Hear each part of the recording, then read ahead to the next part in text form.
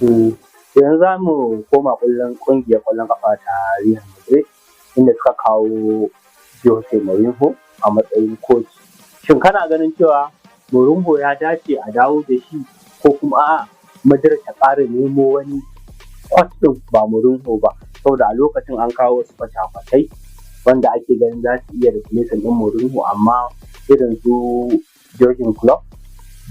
da kuma sauransu.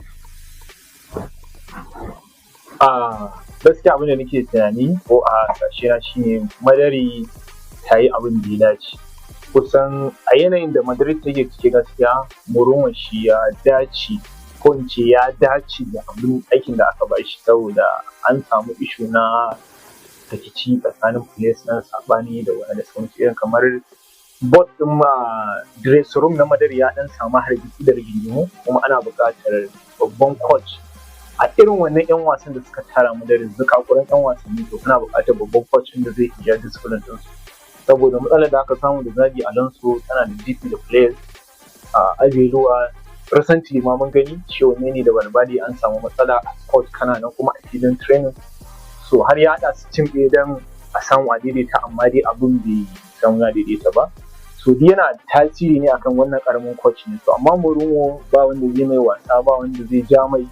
so kuma mun sun san Mourinho cewa duk girman ka duk kariya ka in ya ajiye ka a bencin Mourinho ba kyau.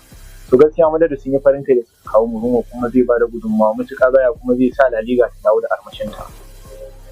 Ok, to ya Muhammad ya ɗauka LaLiga da ba ta da armashi. Ok, to duba da siyayyar da Real Madrid ta yi, ba ka ganin sosai 'yan gaba sun musu yawa a wannan kakar wasannin da aka buɗe? Matsalar su kamar a midfield ne, kamar a ce matsalar su ma a ce kusan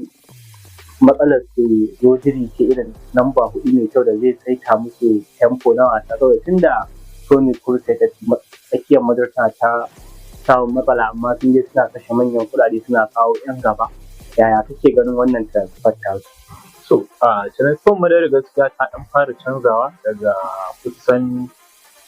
tun da aka yi transfer Modric da Kroos, gaskiya Madrid transfer ta canza sosai. Irin yanayin 'yan baɗin da suke kawowa za ka ga kusan matsalar ta ba su ta ɗan ci kaurewa ba haka da sauran su, ta ringa neman wasu 'yan baɗin da ba su ne a cikin matsalar ta ba. Yanzu muka ɗauki bayan Madrid, normally bayan Madrid za ka ganta a lallaba ce har yanzu ba ce satin ba, duk da sun kawo 'yan wasanni da muka gani sun siyo daga Bohemia, sun kakkawo da 'yan wasanni da suke sanan bayan Madrid za su satin. To za ka ga har yanzu bayan Madrid ba za ka kira ta 100% ba, kawai dai ana